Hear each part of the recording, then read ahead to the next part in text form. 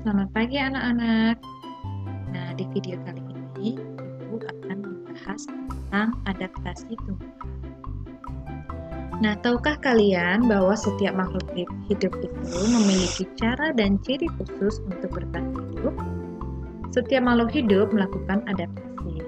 Nah, anak-anak, di video kali ini kita akan mempelajari tentang adaptasi. Nah, apa sih yang dimaksud dengan adaptasi?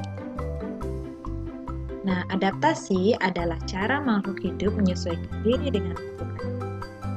Tumbuhan memiliki cara yang unik untuk menyesuaikan diri dengan lingkungannya agar dapat bertahan hidup. Tumbuhan yang hidup di tempat yang berbeda-beda. Ada yang hidup di daerah kering, ada yang hidup di daerah dingin, bahkan ada yang hidup di air. Nah, oleh karena itu, bentuk penyesuaian diri setiap tumbuhan pun berbeda-beda disesuaikan dengan tempat hidupnya. Nah, berikut ini adalah cara tumbuhan menyesuaikan diri dengan lingkungan. Nah, yang pertama ada pohon jati. Nah, pohon jati ini menyesuaikan diri dengan cara menggugurkan daunnya saat musim kemarau. Pengguguran daun ini bertujuan agar tidak terjadi penguapan yang berlebihan yang dapat menyebabkan tumbuhan kekurangan air dan mati. Anak-anak bisa amati di video terlihat perbedaan antara kedua gambar pohon jati ini. Gambar sebelah kiri menunjukkan pohon jati ini masih banyak daunnya. Ini terjadi saat musim hujan, kemudian saat musim kemarau pohon jati akan menggugurkan daunnya. Nah, tumbuhan yang memiliki cara penyesuaian diri yang sama dengan pohon jati ada pohon mahoni, kemudian kedondong, dan juga ketapang. Nah, yang kedua ada kaktus. Nah, anak-anak bisa lihat sendiri ada tanaman kaktus. Juga kalian pasti pernah menemukan tanaman kaktus di sekitar kalian. Nah, habitat asli kaktus adalah di daerah kering. Karena itu, tanaman ini menyesuaikan diri dengan kondisi lingkungan yang kering. Tumbuhan yang hidup di daerah kering disebut tumbuhan xerofit. Nah, anak-anak coba perhatikan ini kaktus yang hidup di daerah kering. Nah, ciri-ciri atau bentuk penyesuaian diri kaktus terhadap lingkungan yang kering. Nah, yang pertama, batang kaktus dapat menyimpan air di dalamnya. Batang kaktus dapat mengembang untuk menyimpan air dalam jumlah yang banyak. Saat hujan, air akan diserap dan disimpan di dalam batang yang mengembang.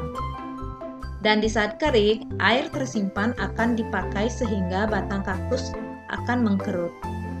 Nah, yang kedua, sistem akar tersebar luas di tanah untuk menyerap air di area yang lebih besar. Nah, akar kaktus ini menyebar sehingga akar ini bisa mengumpulkan air dari tanah pada area yang luas.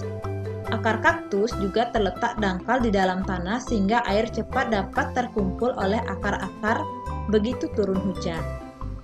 Nah, selain itu, kaktus juga memiliki bentuk daun yang menyerupai duri. Daun yang berbentuk duri ini dilapisi lilin dan berukuran kecil untuk meminimalkan luas permukaan daun dan mengurangi kehilangan air dari penguapan.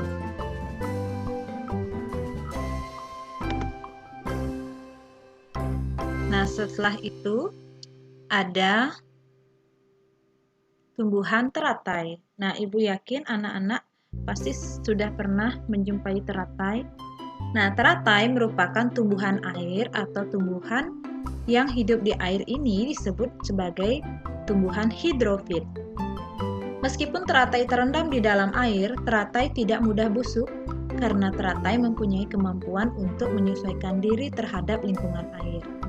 Nah, teratai merupakan tumbuhan yang hidup di air dan dia memiliki ciri-ciri khusus, yaitu memiliki daun yang lebar dan tipis agar penguapan air dapat terjadi dengan mudah.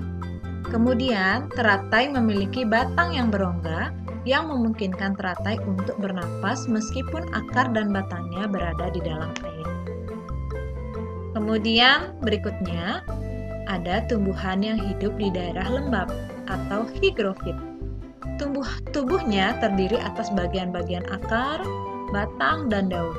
Batangnya pada umumnya tidak tampak karena terdapat di dalam tanah. Daunnya yang muda umumnya melingkar atau menggulung. Nah, contoh tumbuhan higrofit adalah pakis atau yang sering kita kenal sini sebagai tumbuhan paku. Nah, berikutnya ada pohon bambu. Pohon bambu ini mempunyai ciri khusus, yaitu mempunyai bulu-bulu halus yang tajam. Bulu yang tajam terdapat pada batang. Bulu tersebut melekat kuat dan dapat menyebabkan gatal. Nah, anak-anak, kita telah sampai di penghujung video.